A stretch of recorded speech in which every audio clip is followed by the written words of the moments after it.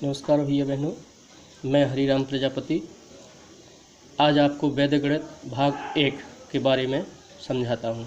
सबसे पहले है एकाधिक n पूर्वगण। एकाधिक n पूर्वगण क्या है इसके बारे में बता दूँ कि एकाधिक, इसका अर्थ होता है दी गई संख्या से एक अधिक। अब कुछ संख्या मैंने लिखी हुई हैं 1 से 8 तक की कि इनका एक अधिक क्या होगा। तो 1 का एक अधिक 2 होता है, क्योंकि दी गई संख्या से एक अधिक करना है। 2 का एक अधिक 3 होता है, 3 का एक अधिक 4 होता है, 4 का एक अधिक 5 होता है, 5 का एक अधिक 6 होता है, 6 का एक अधिक 7, 7 का एक अधिक 8 और 8 का एक अधिक 9 होता है। इसके लिए आप कुछ कंकड़ वगैरह भी ले सकते हैं, तीलियां भी ले सकते हैं। जैसे पहले हमने एक तीली रखी, इसका मतलब क्या है 1, तो 1 का एक अधिक करना है। तो 1 का एक अधिक कितना हुआ 2, 1 में 2 एक तीली मिला दी तो 1 का अधिक कितना हो गया 2 हो गया।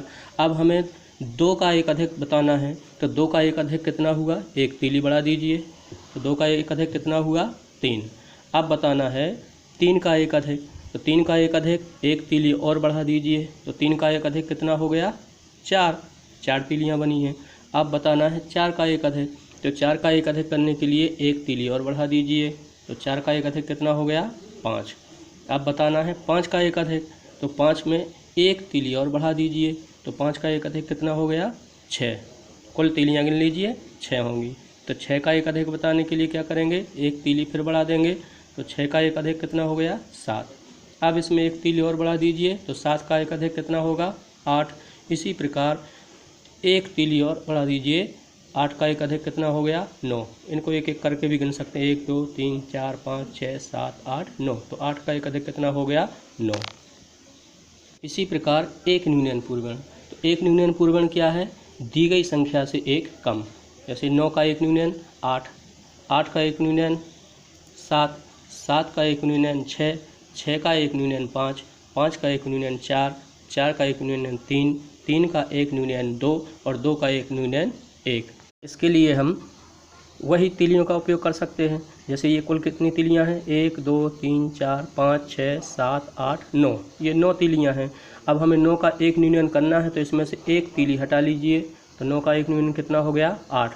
कितनी तीलियां बची 8। इसी प्रकार 8 का एक न्यूनयन करना है, तो एक तीली हटा लीजिए, मतलब एक कम करना है, तो 8 का एक न्यूनयन कितना हुआ 7, ये 7 तीलियां बची। अब 7 का एक न्यूनयन करने के लिए एक तीली फिर हटा लेंगे, तो कितनी तीलियां बची 6, तो 7 का एक न्यूनयन कितना हुआ 6। इसी प्रकार 6 का एक न्यूनयन करने के लिए एक तीली फिर कम कर दीजिए, कितनी तीलियां बची 5। अब 5 का एक न्यूनयन करना है, तो इसके लिए एक तीली फिर कम कर दीजिए, कितनी तीलियां बची 4, तो 5 का एक न्यूनयन कितना हुआ 4। अब 4 का एक न्यूनयन करने के लिए एक तीली फिर हटा लीजिए, तो 4 का एक न्यूनयन कितना हुआ 3। अब 3 का एक न्यूनयन करने के लिए एक तीली फिर हटा लीजिए, तो 3 का एक न्यूनयन कितना हुआ 2। अब 2 का एक न्यूनयन करना है, तो 2 से एक तीली हटा लीजिए, कितना बचा 1। अब 1 का एक न्यूनयन करेंगे, तो यहाँ पे कोई तीली बची क्या नहीं, इसका मतलब 1 का एक न्यूनयन 0 हुआ।